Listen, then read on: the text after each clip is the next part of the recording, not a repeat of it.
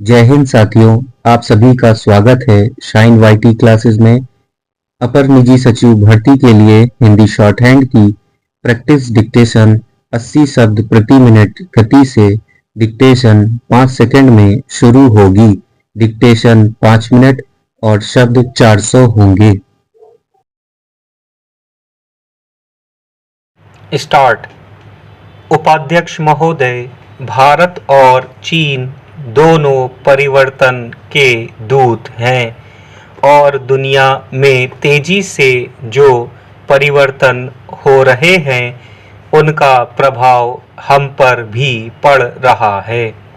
अब चूंकि हमने अपनी द्विपक्षीय समस्याओं को हल करने के तरीके ढूंढ लिए हैं, इसलिए अब शायद यह समय आ गया है जब हमें नई उभरती हुई विश्व व्यवस्था का आकलन करना चाहिए और एक ऐसी दूरदृष्टि और नीति अपनानी चाहिए जिससे विशाल एशिया महाद्वीप के लोगों का लाभ हो।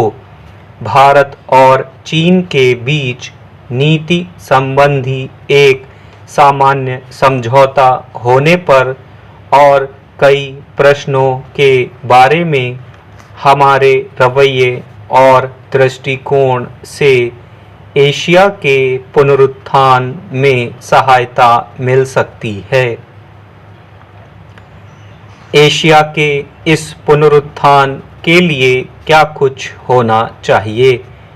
एक तो हमारा दृष्टिकोण ऐसा होना चाहिए कि हम अपनी पुरानी ऐतिहासिक यादों और पूर्वाग्रहों तथा संकीर्ण स्थानीय स्वार्थों को भुलाकर अधिकतम लोगों के हित के बारे में सोचें।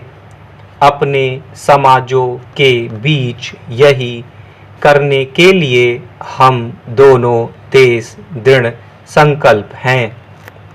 हम पहले से ही उन सिद्धांतों की संकल्पना कर चुके हैं जो अंतर्राष्ट्रीय संबंधों में मार्गदर्शक होने चाहिए। शांतिपूर्ण सह अस्तित्व के 5 सिद्धांत या पंचशील, ये सिद्धांत आज भी उतने ही समीचीन हैं जितने इनका प्रारूप बनाते समय थे। प्रश्न यह है कि क्या हम इन सिद्धांतों को कार्य रूप में परिणत कर सकते हैं और क्या विशालतर अंतर्राष्ट्रीय समुदाय के संदर्भ में, जिसके हम भी अभिन्न अंग हैं, एशिया का पुनरुत्थान हो सकता है?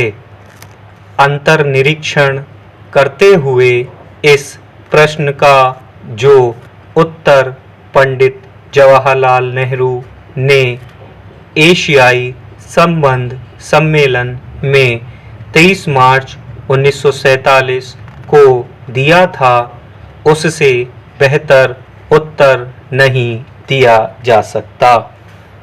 उन्होंने कहा था, यहीं पर सभ्यता का प्रादुर्भाव हुआ था और मनुष्य ने कभी ना समाप्त होने वाली अपनी साहसिक यात्रा शुरू की थी। यहीं पर मानव मस्तिष्क निरंतर सत्य की खोज में लगा रहा और यही मानव की आत्मा ने वह प्रकाश पाया जिसने समूचे विश्व को आलोकित कर दिया। उसी एशिया से संस्कृति की महान धाराएं बहकर उन सभी दिशाओं में गईं जिनकी मैं चर्चा कर रहा हूँ। एशिया के लोगों में जो रचनात्मकता और उत्साह है, उससे उन सिद्धांतों और उद्देश्यों को निश्चय ही वास्तविक रूप दिया जा सकता है, जिनकी मैंने ऊपर चर्चा की है। एशिया के बारे में जवाहरलाल नेहरू की एक कल्पना थी। स्टॉप।